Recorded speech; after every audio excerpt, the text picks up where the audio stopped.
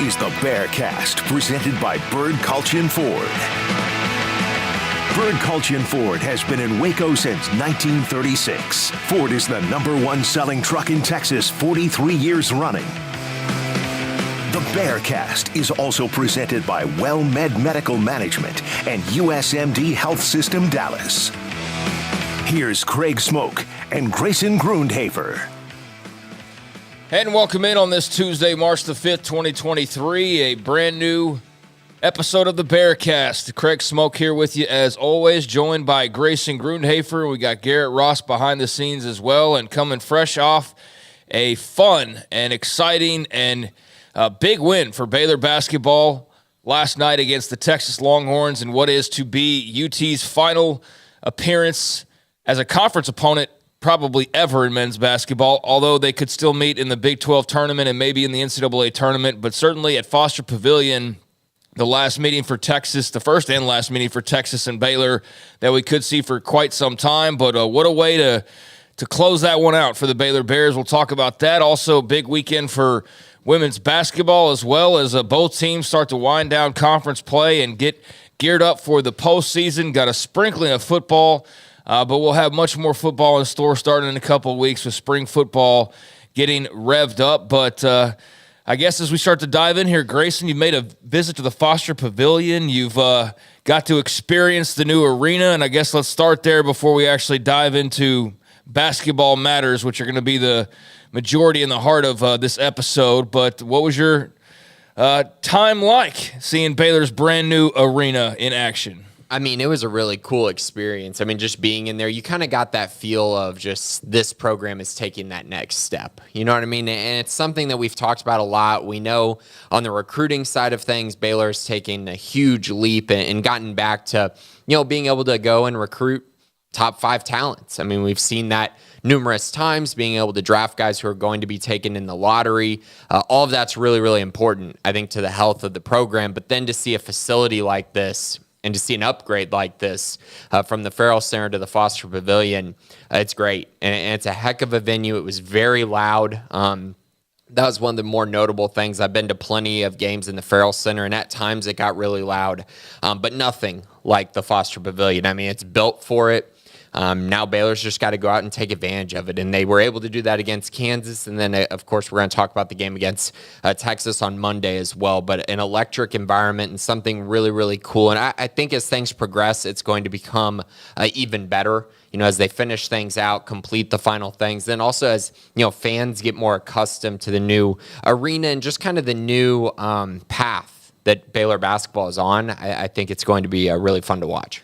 Yeah, Bill Self had great reviews of the building and said that it was, along the lines of much louder. I mean, you can just tell watching broadcast how much louder it is inside that arena and the difference that it makes. A true home court advantage, which is what the whole idea behind the new arena was. I mean, there were also, of course, just the needs to upgrade facilities, and you do that and you keep those up to date. But just in terms of having a true home court advantage, I think it's safe to say that Baylor got its money's worth in that regard. And there's some other things, like you said, to fix up or tweak or change even.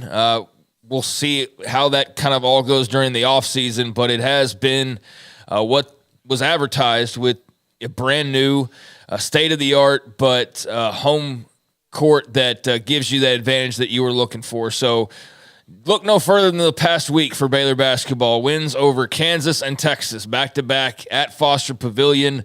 And let's go back to the game you were at on Saturday, 82-74. Bears get the win over the Jayhawks. And, man, what a huge just victory, especially coming off of, taking TCU down and just building this 3-game win streak now that it's turned into, but all this coming off of a couple of losses and, kind of resetting yourself, but they're on quite the run right now. And so to go down there and take down Kansas and get a win over a Jayhawks team that's been up and down this year, you took advantage of the fact that they have been up and down, but they got Hunter Dickinson back, and still you're able to go and get a big victory on Saturday. Right. I mean, it was still a game time decision for Kevin McCullough going into this game, and they do play him, and he had 20 points in this game. McCullough, not Dickinson. Yeah. And McCullough comes in, plays pretty well. I know I have a Kansas fan who's a friend of mine, and he was saying that he was just awful. I didn't see him being awful. He did miss a wide open layup that kind of, I felt like, was the play that really just completely ended Kansas's hopes of coming back in this game. But he played well. He had 20 points. Hunter Dickinson is a problem. He had 20 points as well. But the crazy part is, through the first half and then the beginning of the second half, I think Kansas was shooting 70% from the field. It was crazy. I mean, they were getting layups.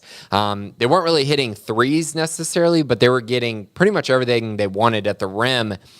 And then things changed. Baylor was able to kind of tighten up on defense. Kansas really struggled to knock down jump shots. And Kansas's biggest problem, their lack of depth, it really cost them. Furphy was really bad in this game, and when he's playing really bad, they just don't have a lot of options, and Baylor took advantage of that.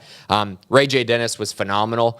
This was one of those games where you saw the first half of Ray J., and you said, hey, man, you need to shoot the ball a little bit more. You need to find your shot. I know you got 5 or 6 assists at halftime, but you gotta score the basketball for this team to really reach where they need to go. And then he ends up with 19 points, 10 assists. He was awesome in this game, 7 of 8 from the floor. He was terrific, and really they had a balanced effort. Jaden Nunn was really good. Yves Misi really first play of the game, dunks all over KJ Adams, and he was just a monster the entire game. Just what he can do catching the ball at the high post and then just taking a guy like Hunter Dickinson off the dribble to the rim and scoring, it's really impressive. And so, great effort. I felt like their defense really picked it up late in this game, and the offense just kept humming. 82 points on Kansas. That's a big deal. Yeah, it was. So a huge win for the men on Saturday and getting the second straight victory in Big 12 play after having beaten TCU earlier. And just kind of, I guess, because of the quick turnaround, kind of glossing over that and heading on into these past 2 matchups. But you had 2 wins last week. Anything on TCU that you really want to get into all that much? Getting a road win, which has been really tough for Baylor, is something huge for them. They played really physical, were really able to shut down TCU's top scorers, and that was really the biggest deal in the entire game. And finding a way to win on the road for Baylor is going to be really important as we get further into March, because you're going to be playing all these neutral site games. They got to be better on the road because they've just been okay. Now that is life in the Big 12, though, I will say. Yeah, so getting a big win in Fort Worth, turn around and you beat Kansas at home in front of the Foster Pavilion faithful, and then turn right around a couple days later, the big Monday turnaround. And last night, Monday night, it was 93-85 Bears over the Longhorns. As I mentioned at the top, the Longhorns are probably going to be back at Foster Pavilion. I think basketball is a much different story than football. As far as travel and finding good games and good competition, it's just going to be kind of dumb if they don't play semi-regularly in basketball. I think it just makes sense to. Whereas in football, you really don't know beyond this year when the two programs might play again, but they'll certainly run into each other on the hard court at some juncture, whether it's as a non-conference game or in the NCAA tournament, but the odds much greater we'll see a rematch sooner rather than later there. We could see it in the Big 12 tournament. We could see it in this year's NCAA tournament. They could play twice more for all we know, but the Foster Pavilion debut was a one-night-only affair, and, man, it did not get off to what was looking like a very good start as Max Asmus was just on fire for Texas. He got off to a fantastic start, and they were really just kind of dunking on the Bears early on. Dunking them under the water, and you're like, gosh, are they going to, give the Bears a chance to breathe here? But, man, what a huge night for Jalen Bridges. And he was fantastic, hitting a bunch of big shots and, some deficiencies for the team defensively. I know there was some hand-wringing over their defensive efforts. Some of that was just like shots being made too. Like you just give credit to Hunter, to Asmus for making buckets, but there was some defensive effort that you wish was a little bit better, certainly. But really in the second half, able to get to the free throw line. I know that was a point of contention for Texas, some Texas fans, was the number of free throws Baylor shot. But man, they chipped away and able to make a run there and grab the lead and hold on to the lead subsequently. And what a huge victory, outscoring Texas 53-37. 53-37 in the second half. So a 16-point swing after being down 8 at halftime. Huge second half for Scott Drew and the Bears. You've got a huge night from Bridges, as I mentioned, 32 points. 10 of 13 from the charity stripe, 6 of 7 from 3, though. I mean, that was the huge number. The free throws obviously came to matter a great deal in the second half, but man, 6 of 7 from 3 was absolutely massive, and others pouring in as well. Walter, Dennis in double figures. Ojianwuna in double figures as well, 10 points for him. He had some big buckets along the way.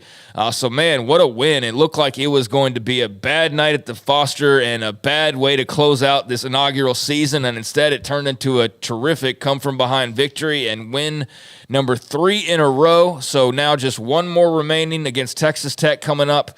But, man, nice way to end this chapter if this is the end of the Big 12 chapter between Texas and Baylor. It definitely is. And I mean, it's really weird because the game in Austin started this same way where Texas was just hitting everything. And you're just wondering, okay, is Baylor going to be able to fight back? They did in that game. Obviously, they lost on a buzzer beater in Austin. But then in this one, you know, it was really interesting because I think a really good team, we would have seen the first half be much closer to what Houston did to Baylor at the Foster Pavilion. That's how bad Baylor was playing defensively. And I know guys were hitting shots, but the fact of the matter is if Max Abmas has, you know, more than 2 or 3 wide open looks in a half, that's a problem. And he probably had 6 or 7. And that's just not going to work. I know Tyrese Hunter hit a couple threes early in the game and then got completely cold. Baylor didn't even, worry about him at all on the offensive end. They put all their focus on Abe Smith, and then Caden Shedrick had a nice start to the game as well, and they were able to kind of reel him in as well, Baylor was. And so I think in general, though, if you watch the first half versus the second half, the activity on defense was just completely flipped. Baylor was much more active in their zone. They even put in a little bit of man at times, but the man defense just continues to be terrible. So they had to go back to the zone, but they were doing a much better job of getting up, pressuring the Texas guards, and then making sure that they were kind of playing off Hunter and making sure that Abe Smith wasn't getting open looks. I mean, they really shut down Abe Smith late in the game. He was a machine through about, the first half and then half of the second half. He just kept scoring and kept them in it. But then finally they were able to contain him a little bit. A great effort by Baylor. I felt like, Jalen Bridges, we're going to talk about the 32 points, but the fact of the matter is what he did in the first half was the only reason Baylor was in this game going into the second half. He hit a bunch of threes late, just kept answering every time Texas scored.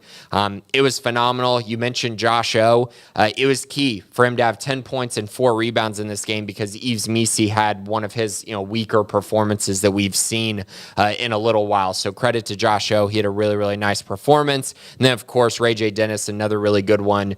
Jacoby Walter as well, got to the free throw line 12 times. So in general, the physicality, the level of play recognition on the defensive side took a level up, and the offense just kept humming. I mean, 40 points in the first half and then 53 in the second half. They're just so explosive at times on the offensive end. It's just the defense. That's, really what it's going to come down to. And then, of course, the turnovers, which were at times a problem in this game for the Bears. One of the Baylor SIDs, Baylor's defense held Texas to 1 field goal over the final 13 minutes, which is a pretty interesting stat. And then mentioned that there were some undefended buckets in the final 40 that take that away a little bit. But, one true, field goal in the final 13 minutes, so definitely ratcheted up the defense. Rodney Terry, man, he is just doing his best to be as unlikable as possible, man. He really is just an unlikable guy based on the last couple of times I've even had to discuss him, which, I think I had a pretty high opinion of him originally, and just this year, for whatever reason, he's just been a whiner about some things. And last night, whining, complaining, whatever you want to define it as, in the post game about the number of free throws. So that was just something that I noticed and just kind of shook my head at. But it's whatever. But if you watch that game, you understand why Baylor went to the free throw line so much more. One team was perfectly fine settling for 3-point shots while the other team kept attacking the basket. I mean, it was very clear. Baylor said at halftime, hey, you know what? We're going to attack. We're going to get to the rim, and we're going to force the Texas players to have to guard without fouling, and they couldn't do it. And I know you're going to look at the numbers and say, 42-21 free throw wise, and I understand that's a huge disparity, but if you watch the game, Texas was shooting a bunch of jump shots, a bunch of three-pointers, while Baylor was really actively trying to get to the rim. I mean, that was just simply the difference in this game, and once Texas went cold from three, this game was over. I mean, it was an absolute wrap. Yeah, so I wanted to make mention of that because it was just, I think, in poor taste, and not going to miss Rodney Terry if that's the last time they interact. Nothing against the guy, like I said personally, but this year has just been, he's very unlikable. From the times that I've been exposed to him. The game was bad. Yeah, I mean, I think that's what started the bad taste in some people's mouths, and then, just bringing it all back around, because I don't know how much I'll talk about him really outside of just the previews for what's upcoming, but yeah, that was definitely something from last night's post game. Then I was just like, okay, all right, well, and you laid it out. I mean, it wasn't a matter of just going to the rim and getting hacked and nobody's blowing a whistle or anything along those lines. But that, I guess, be getting a little bit too deep for Rodney Terry to explain. So Baylor gets the win, and 93-85 your final from Foster Pavilion. So the Bears now 22-8 on the year.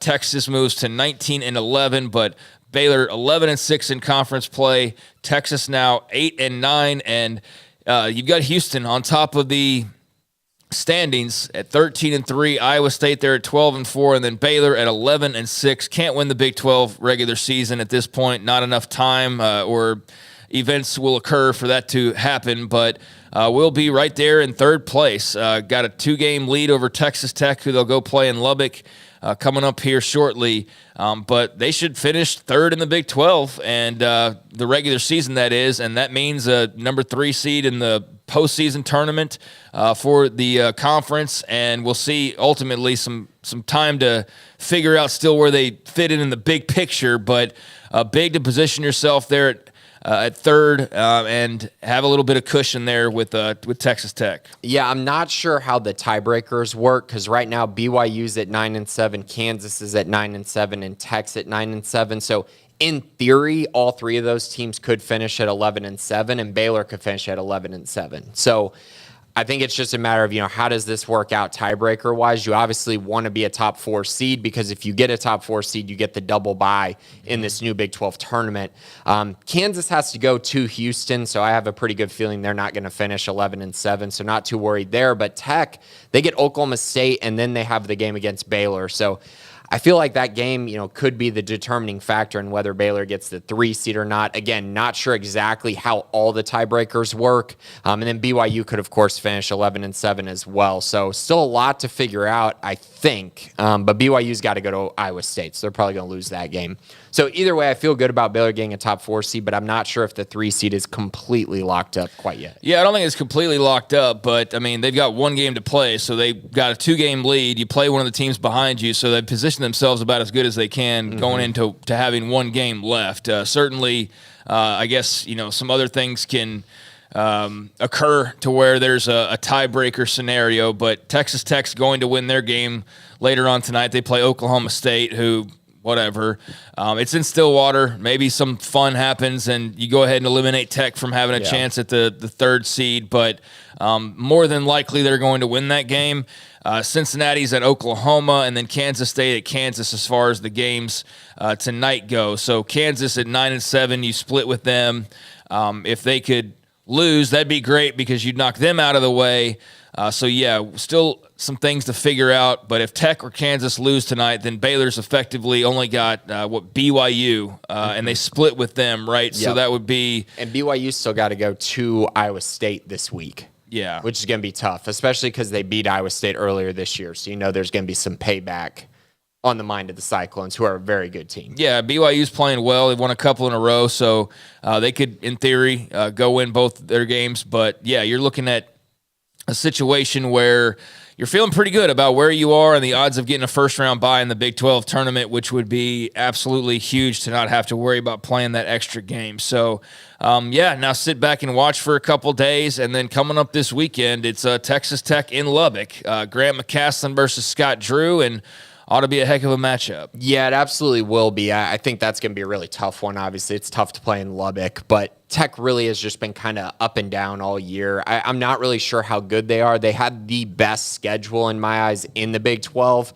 as far as easiest. I don't feel like they were challenged, obviously. You always are in the Big 12, but I felt like their schedule laid out really well for them.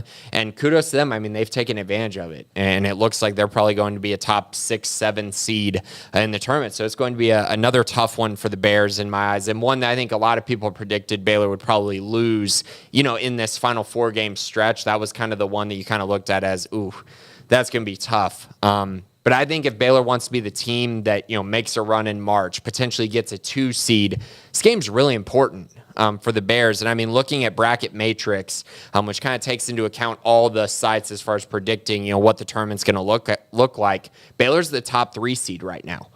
They're right behind Iowa State, Marquette, North Carolina, and Arizona, who are all on the 2 seed line. And Baylor's on the 3 seed line right there with Kansas, Duke, and Creighton. So, again, if Baylor comes out, they beat Texas Tech, and then they maybe win a game or 2 in the Big 12 tournament, they could be looking at a 2 seed, which I don't think a lot of us thought was, super realistic a month ago. No, not with the kind of ups and downs that they were playing with and showing. So to be in this position is great. 3 wins in a row, possibility to go get 4 if they can beat Tech. Then, man, what a finish to the season that would be. But obviously easier said than done going out to Lubbock and getting the job done there. But, man, a lot of fun last night. And what a finale for Jalen Bridges. I kind of get annoyed, and this is a very small complaint, but still here in West Virginia transfer at this point. It's like he's finishing his 2nd full season in Waco. So I know that's a very minor gripe, but he's very much a Bear. Like 2 full seasons under your belt. I don't really think of you as the West Virginia transfer all that much anymore. But what a 2-year run for him that still has some time to go, obviously. But, man, what a finale at home in front of a raucous home crowd. And, that was some special stuff there, his performance and what that was able to help them do in that comeback last night to beat the Longhorns. Tough shots, too, off the dribble. He was just locked in. And, he's shooting over 40% from the 3-point line. And I'm not sure that many people kind of realize that because the headline is Jacoby Walter shooting and, sometimes Ray J. Dennis and Yves Misi and these young guys. But Jalen Bridges has been so important for this team. Such a good rebounder, such a good defender. And when he gets hot like this, Baylor is really, really tough to beat. So, kudos to him. He continues to play really, really good basketball, and they're going to need him as March kind of rolls around. He's probably, him and Ray J. Dennis, I think, are 2 guys that are probably the most important to how far this team is going to go. Dennis with the turnovers and just kind of leading this team, and then Bridges as a guy who defensively has to take on a large workload while shooting the ball really well. Yep, so there you go. Texas Tech coming up this weekend in Lubbock, and that will close down the regular season, so we'll see as far as seeding goes. But right now, sitting there with a bye. But again, need to see how some other results play out before officially knowing whether the Bears will be able to have one less game to worry about up in Kansas City. But put themselves in a really nice position and got just a feel-good win. Anytime you beat Texas, you beat Texas Tech, you beat TCU, like those are the pretty much the usuals. Anytime you beat them, you feel pretty good, but especially given the background and the SEC move and just, the uncertainty of what this rivalry will look like on the hard court moving forward. But again, I'll maintain, I think that they'll figure out some ways to play somewhat right. I think Texas, if they're smart in basketball, is going to play everybody still, like rotate them, but still stay in state. You don't want to have to go farther than you need to play quality competition. So that just makes some sense there. Meanwhile, on the women's side of things, the Baylor women with a nice hot streak to end the season, 5 straight wins for them to wrap up the regular season. And this last time we saw them out there just a couple of days ago, this past weekend wrapping up their regular season run, it was a 67-45 dominant win over the Oklahoma State Cowgirls to give Nikki Colony Company, their fifth straight win as Asia Blackwell led the team with 20 points and 18 rebounds. What an effort from her. The double-double for Blackwell in the 21-point blowout victory, but beating Cincinnati on the road the Tuesday prior, a 2-0 week, and that followed wins over Tech and Kansas at home, and then a road trip to West Virginia. So they went 2 wins at home, 2 wins on the road, and then back at home and blowing out Oklahoma State. So a 5-game win streak puts them at 23-6 overall and has them squarely at fourth in the Big 12 women's standings, fifth, behind Oklahoma, Texas, K-State, and then they're tied there with Iowa State and West Virginia at 12-6. But what a little run for Nikki Colony Company. So right now they are sitting at fifth. Haven't seen the expectations for them haven't really delve too into bracketology and things like that, but definitely ending things on a hot streak as far as the regular season goes. Right, and we talked about this, I think, the past couple weeks, just looking at the way their schedule laid out after that Texas Tech game. It felt like they could go on a little bit of a run, and getting past the Kansas and West Virginia game were key because Cincinnati and Oklahoma State, we knew they're pretty bad. I mean, they're both below 500 on the season, and Baylor took advantage of it. They came out, they got the wins that they needed. 5 wins in a row going into the Big 12 tournament. I actually think getting the 5 seed is going to be good for them. The reason for it is they'll get to play on the neutral surface one time before having to play Iowa State. If they get past Houston and Texas Tech, 2 teams that they're 3-0 against this year, who they've clobbered all 3 times they've played them, I feel good about Baylor getting past that matchup and then getting an opportunity to play Iowa State in that second round, because that's who they'd have to face. I believe these games start this week on, when do they start, Craig? Tuesday or Wednesday? Something like that. But yeah, they're coming up soon. And so if Baylor wins their first game, which will be against, again, Houston or Texas Tech, then they'll play Iowa State in the next round. And then if they win that game, they'll likely have to play Oklahoma, who is the number 1 seed. But either way, it's a good way for this team to finish out the season. They're playing really good basketball. The question is, are they playing really good because of the competition that they're playing, or have they turned the corner again and are starting to look more like the team that we saw at the beginning of the year that started so hot? Yeah, so they'll play on Friday at 11 a.m. on ESPN+. So go ahead and put that in your calendar. They'll play the winner of Houston and Texas Tech. And so that's what they're looking at coming up on Friday. Houston and Tech will play Thursday night, and then off to the Bears. And then as you kind of laid out there, you can beat Houston or Tech, which is the 12-13 battle, and then you'd face Iowa State in the quarterfinals. And then the favorite to face in the semis would be Oklahoma, who's the number 1 overall seed. They'll have to, as they get the double bye, I guess, if you will. Not, I guess technically it is, because they don't have to play the playing game, obviously. So they have that one, but then they also have the regular bye for being the number 1 seed. So they are waiting the winner of TCU and Oklahoma State, and then they would take on Baylor's side of the bracket before heading into the championship round. So, awaiting the winner of Houston Tech, then facing off, if you can win that one, against Iowa State, and then we can kind of go from there. But it would be Oklahoma most likely after that, and then just simply getting into the championship game at that point, which would feature any number of Texas, who's the number 2 seed. They'd be the favorite from the other side of the bracket. You got K-State as well, who, man, really fell off there towards the end. We're sitting there at the top of the standings, and then by the end of it, they're the number 3 seed. So that's another potential opponent, but we can cross that bridge, or they can cross that bridge when they get there, because you got to win a couple of games to even get to that point. Definitely, and currently Baylor is a 5 seed projections-wise. I think they're probably going to have to win, obviously, the first round game against whoever they play against, and in that second round, they're probably going to have to beat Iowa State if they want to jump up a seed line, or at least have the chance to jump up a seed line. You would think winning 7 in a row before dropping one to a team like Oklahoma would probably be enough to get the job done, but we'll see. The bottom of the Big 12 doesn't really do you many favors on the women's side. Yeah, last loss came on February the 14th on Valentine's Day against Oklahoma, who's now, as we mentioned, the number 2 seed in the tournament, or number 1 seed in the tournament. Is it 1 or 2? They're the 1 seed. The 1 seed, yeah. Just getting them in Texas confused. But the number 1 seed in the tournament was back on Valentine's Day when you last lost. So 5 wins since then, and 6 of your last 7 and 7 of your last 9, and you can go on that way. But it's been a good month of February for Nikki Collin and the Baylor women's team. So we will see. And contributions, when you look at who's the leading scorer, who's the leading assists, or what have you, even rebounds, it's just a different trio seemingly every single night. So getting contributions from all over, and hopefully that all can come together at the right time for them to go on a bit of a run. But we'll see how they position themselves with the conference tournament beginning this weekend, and should be a lot of fun. Kind of ready at this point to get into this new phase. The regular season's been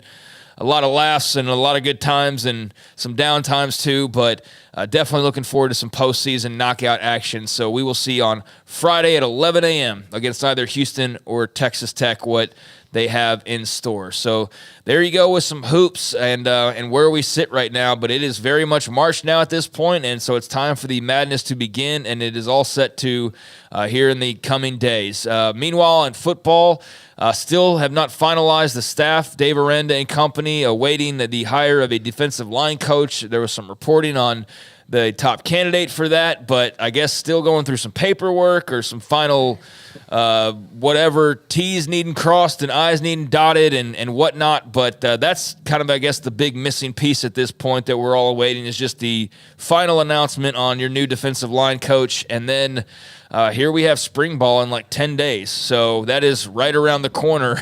And, man, here comes football, but I'm glad to see it. Yeah, and I mean, just to kind of give an update, I still believe that Inoki Brechterfield will be the defensive line coach. I still have not heard anything that tells me that he won't be, but obviously it has been more of a process than I think anyone could have anticipated once that news kind of dropped that he was the guy, he was the candidate. San Diego State even hired a new defensive line coach. It seemed like all the writing was on the wall, but nothing official yet. So we're still waiting to kind of see on that. Again, everything that I've heard, I still believe that things are progressing and that he will be named the new defense line coach for Baylor for this 2024 season.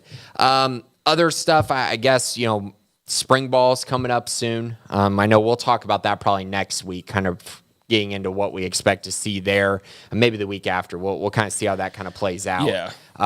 But yeah, outside of that, official visits on the recruiting side, those are starting to get scheduled. Baylor's going to have one official visit in the spring, probably in late April is my expectation there. And then they're going to have their usual 3 official visits in June, the 7th, the 14th, and the 21st. That's basically how they've done it every year since Dave Aranda has been at Baylor. So things are getting scheduled. I would say it's a very encouraging group of visitors. We'll probably get into this more when that first date comes around, but just kind of wanted to give an update there that they're starting to schedule visits. Already have about 20 names of guys who are going to be visiting. The commits all have their official visits scheduled, and then a bunch of guys who aren't quite committed or haven't made a decision yet as well. Some pretty intriguing names, which I'm sure we'll talk about at a later date, but those dates are scheduled. Outside of that, visits are happening now. Unofficial visits are starting up in this month of March, and also camps. So you're going to get more news and notes. I'll have a camp this weekend, which we'll talk about next Tuesday, the Under Armour camp there in Dallas. Outside of that, 2026 quarterback prospect Quinn Murphy is on campus today. I think that's a pretty big one. He's going to be a consensus high 3-star, low 4-star guy.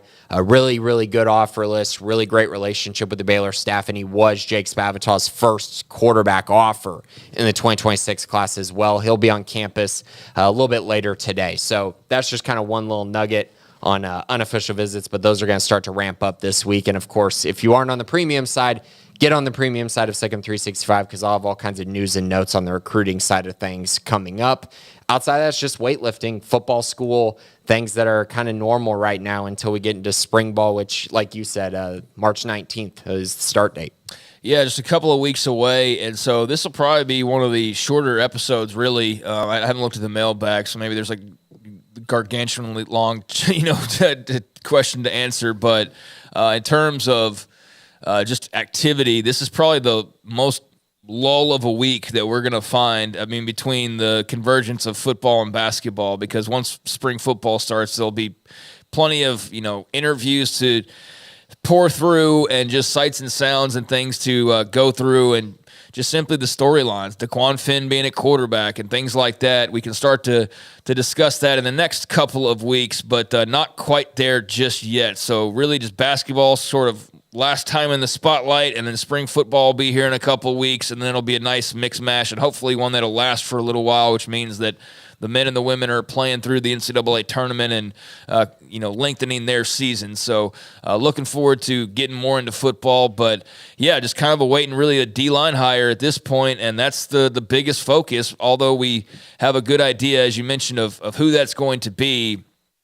Still a matter of having to finalize that hire, and as we've seen, that can take a little bit of time to work itself through the system. So there you go with that. Outside of that, some recruiting, as Grayson mentioned, and really that's best taken care of and followed up on the premium section over on Sikkim365.com. So you can check that out for football conversation and just back and forth with other fans and S-talking and, riling people up, and don't troll too much. We got enough people doing that already, but you can start to get into some football discussion once again as it ramps up, and I'm very much looking forward to that. Meanwhile, just touching briefly on the Diamond, Baylor softball now 11-3 after their efforts here this past week, getting wins in the the Baylor Invitational out at Getterman Stadium, 3-0 week for them with the sweep of Morgan State, 2-0, 4-1 in the doubleheader on Saturday, and then a 3-1 win on Sunday.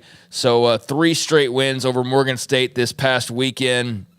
That was after a pretty good showing in the Palm Springs Mary Nutter Classic the week prior, in which they got a bunch of nice wins over Notre Dame and UC Riverside and UCLA and Missouri, and both the Bruins and the Tigers were ranked in the top 20.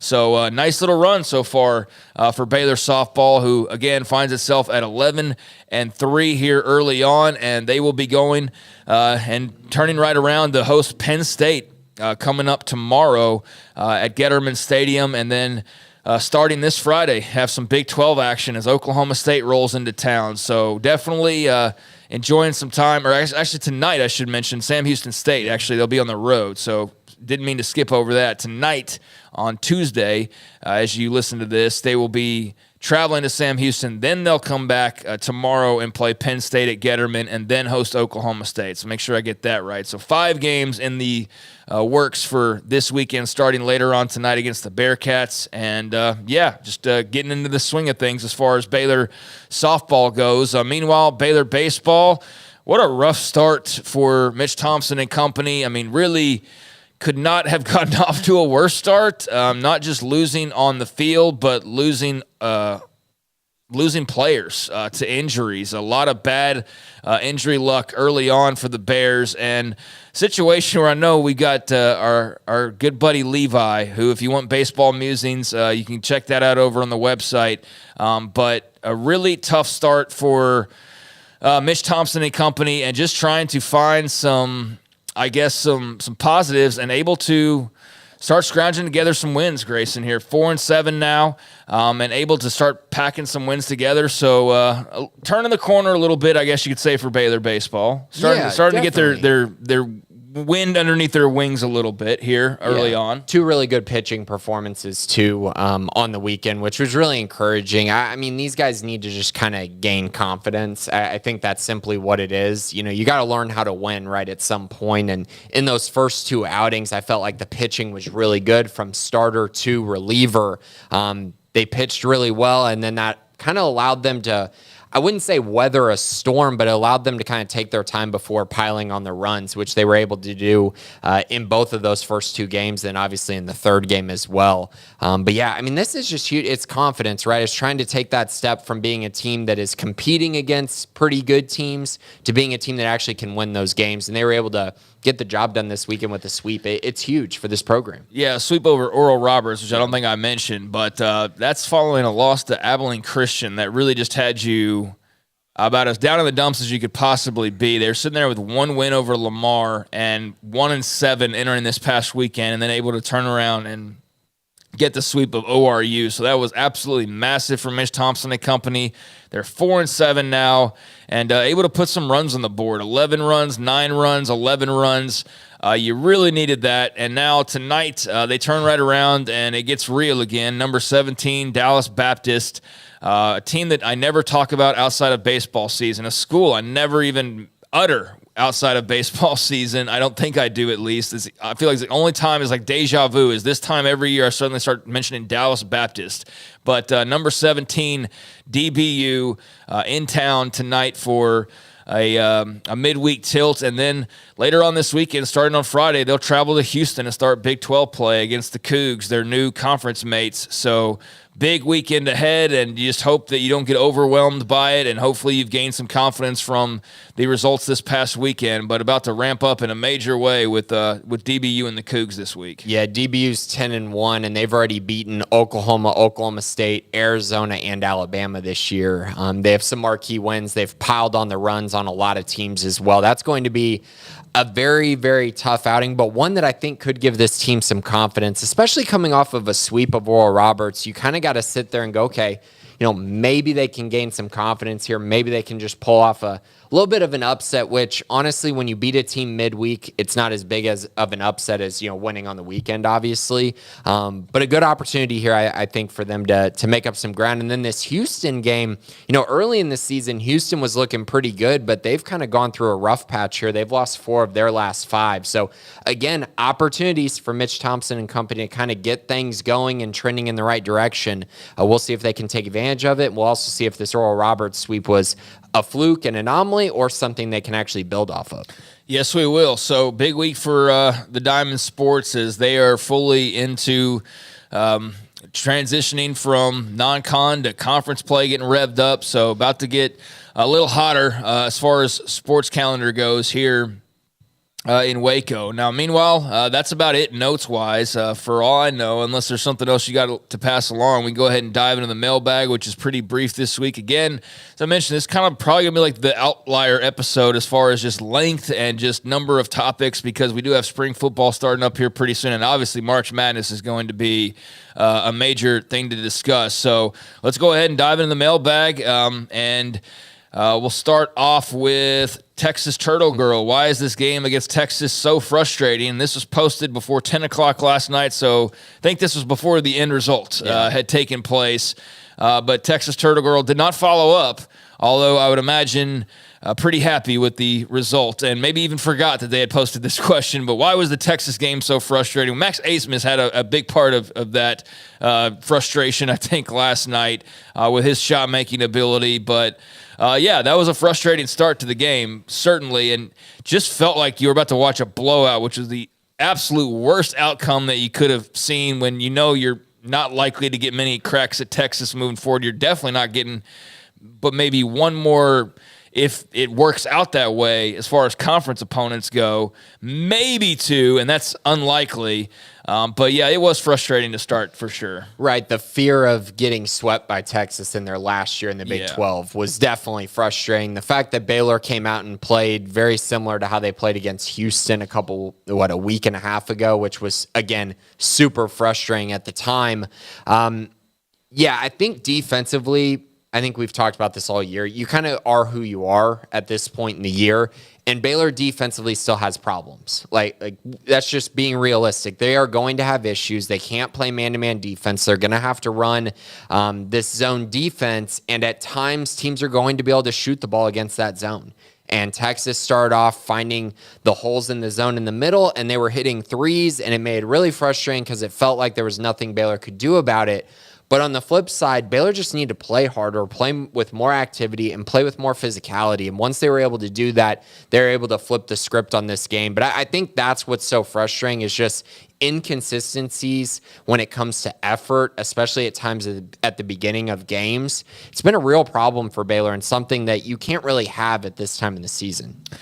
Yeah, that's something they've got to work on and clean up, and just, it's about being at your best now. I mean, you're about to enter the knockout phase here after Saturday, so you'll have a couple. You can lose 2 more games in theory before your season's over with. You can lose Saturday, and then you can lose in the Big 12 tournament, and then the next time you lose, it's over. So that's kind of what you're looking at now at this point. You got really 2 phases, although you got this one regular season game remaining. But, it's going to be very interesting to see how they play in the postseason. Doc Crowell, first things first, though, beat Tech. That'd be a great way to close things out. Doc Crowell with his gritty come-from-behind victory against Texas. If we beat Tech and win at least one game in the Big 12 tourney, does that solidify Baylor as a 2 seed during March Madness?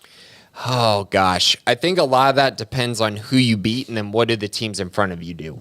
Because right now, Baylor is the top 3 seed according to Bracket Matrix. They're on the 3 seed line. They're going to have to catch teams like Iowa State, Marquette, North Carolina, Arizona. There's going to be conversations with Duke as well, especially because Duke beat Baylor. So kind of weighing and seeing how those unfold. Those are the teams that I think are in contention to be a 2 seed. Maybe Tennessee as well, even though they're starting to inch up to the 1 seed line.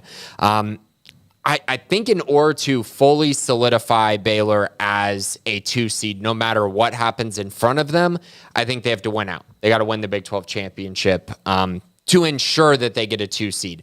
I think if they beat Tech and they win one game in the conference tournament, I think their case is definitely there to be a 2 seed, but you definitely can't guarantee it when you look at all the teams that are kind of in front of them at this point that really you'd need to lose rather early in their conference tournament in order to catch them. Doc Crowell with his gritty come-from-behind victory against Texas. If we beat Tech and win at least one game in the Big 12 tourney, does that solidify? Did I just read that? Yeah, okay, that's gosh the one. almighty. Will Welcome play as a freshman? Sorry about redoing that. I was not paying attention, but talking about safety Chris Welcome from Arlington Bowie, who just signed with the Bears. Will he see time as a freshman? I think he's going to redshirt, and I think he should redshirt. The thing of it is, though, he could be pretty valuable on special teams. He could find himself a role at safety, but in my eyes, I don't think that he's going to be. I think he's going to redshirt this year, which would be better for his development anyways, if he's able to kind of take this year to learn, grow, develop, and then next year be more ready to play, because he's definitely not going to start over Devin Bobby, I don't think, this year. Will we see double Jenkins formations during the season? Obviously alluding to Caden Jenkins, who was a standout, one of the few for Baylor last year, and then his brother Cameron, who transfers in from UNLV this offseason. So we see double Jenkins formations. I think that they'll both be on the field. I mean, Caden's going to play pretty much every snap. I mean, except when he's getting rest at times during various possessions. He's going to be their starting cornerback. And then I think Cameron, it's hard to predict that he's going to start over the veterans that they have, but I do think he's going to push to be in the 2 deep and potentially play a big role this year, maybe behind Devin Bobby, or maybe even gets to play at field safety some behind Devin Lemire and maybe DJ Coleman as well. So we'll see. I do think you'll see them out there at some point, but I don't think they're both going to start, and that's mainly because I don't necessarily think Cameron's going to be the full-time starter at safety. Useless Kim Degree, how impressed are you with the strength of these freshmen? 405 is heavy. Sheesh. So I have not spent a lot of time on Twitter for a long time now. I'm just not as into it as I used to be. And so I maybe I'll ramp it back up for spring ball, but I say that because I have not seen a lot of the strength and conditioning posts. So 405, does that ring a bell as exactly what's being talked about there? Yeah, I posted the video of Jaden Porter, the true freshman from Lorena, bench pressing 405 pounds this past week. And then Chris Welcome the very next day posted a video of him bench pressing 405 pounds. It's very impressive. I mean, I don't know how big Chris Welcome is currently. I would have guessed that he's probably around like 195, 190. But I know that Jaden Porter is like 180, 185. So for him to be bench pressing 405 pounds is extremely impressive. I know you got all these Twitter trolls out there that are like, oh, but the coach is touching the bar. And I'm like, guys, that's more about safety than anything else. And if you want to say that that's helping him some, sure, whatever. Let's say he's bench pressing 385 by himself in an open gym. That's cool, but this is more about safety and pushing yourself, and that's a great PR, I think, for Jaden Porter as a true freshman. Same with Chris Welcome. I mean, these guys have only been on campus for, 2.5 months, 3 months? I mean, it's really impressive the gains that they've been able to make. Twitter has never been a bigger cesspool of just haters and losers and attention whores. I cannot stand it sometimes. You could post that dog say to Little's girl, like, well, breed would have done better. This breed would have been better than that breed. That Dalmatian can barely even, I mean, just so stupid. It's so stupid. But, yeah, I mean, that's mightily impressive that you've got young guys putting up that kind of weight. I certainly can't relate. And so, yeah, Chris Wolkema, saying his name a lot in this episode, hopefully saying his name for all the fun reasons moving forward for the next 2, 3, 4 years, whatever his career pans out to be, impactful wise, then the more we talk about him, the better. But yeah, that's certainly impressive to be throwing up some weight. And who else did you say? Was it Chris Wolkema? Was it just him? And Jaden Porter. Jaden Porter, who be interesting to see where he sort of fits in with this wide receiver crew with Spavital, because Lord knows they can use a boost, and is he able to come in and make any kind of an impact early on? That's definitely one of the spring storylines that we'll discuss further as we start to wade into those waters here in the next couple of weeks. So thank you, Useless Kim Degree. Scotty B, the Baylor King. Can you think of a more hated player in Big 12 men's basketball than Brock Cunningham from Texas? I'm sorry, but the dude should think about being a wrestler or football player because he is way too physical for a basketball player. Anyways, the comment by Rodney Terry on Baylor needed every call to win doesn't sit well with me. Rodney Terry is a classless dude and softer than jumbo-sized marshmallows for s'mores. So Scotty B doing his best Twitter impression, bringing the hate with Brock Cunningham. Except you've got an actual basis for your hatred. You're not just randomly spewing garbage behind an anonymous name, Scotty. So I think you have valid points here on both Brock Cunningham and Rodney Terry. Yeah, I think the Brock Cunningham one, it's hard for me to say he's more hated than some of the better players in the Big 12. He's kind of irrelevant to me as far as being an actual, really good basketball player. They were showing a stat that he's going to pass A.J. Abrams for most wins in Texas basketball history. And I'm like, yeah, because he had the COVID year and all these other opportunities to play 2 more years than those guys. But he's nowhere near the player that A.J. Abrams or Connor Atchley were during their time at Texas. So that's why he's not really one of the most hated to me, because he's not very good. Like, he's just an okay basketball player at this point in his career. And now he's doing all these other things where you're just like, come on, man, you're running over people, you're shoving guys into the stands. I will say the call on Jacoby Walter last night, that was not a flagrant foul for anyone but Brock Cunningham. That was definitely a resume type flagrant foul, in my opinion. Yeah, he's just he plays the role of the goon, and the tough guy or whatever, and so that's always an annoying role for the other team whenever you're playing that type of a player, but especially somebody who is not like always the best in terms of the actual game, but is more of just a pest, I guess you could say, in some ways. But yeah, definite unlikable figure in Big 12 basketball this year, but I don't know if he reaches the levels of actual hate of like Kevin McCullough when you think of like the Texas Tech fans and like hating him or whatever other examples you want to use. But yeah, he's somebody that can definitely get under your skin. And then Rodney Terry, yeah, I just it's not the first time he said something or even the second time he's acted. I guess there's the whole gym run-in.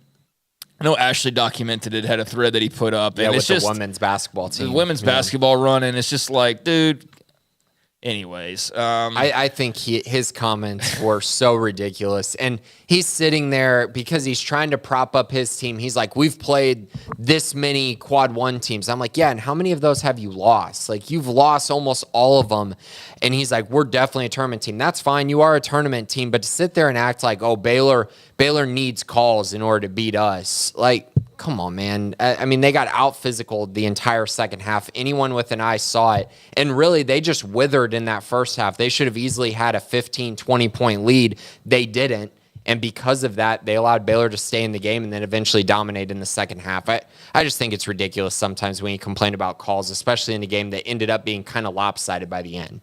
Yeah, there's ways to react to losses, and he's chosen a route a couple times this year that just really makes me think a little bit less of him. Not that he cares, not that Texas fans care, not that I care how they care, but just for me personally, just a little bit of the shine wore off this season with the way he's acted, and last night was just like a punctuation point on it. So good luck to them the rest of the way. Maybe we're talking about another matchup in the Big 12 tournament or in the NCAA tournament. Wouldn't that be something? But as far as the last game that we know of that these two teams are going to play, Baylor with a resounding, thrilling, come-from-behind victory against the Longhorns at Foster Pavilion. So that'll close out the mailbag this week. And Grayson, anything before we get out of here?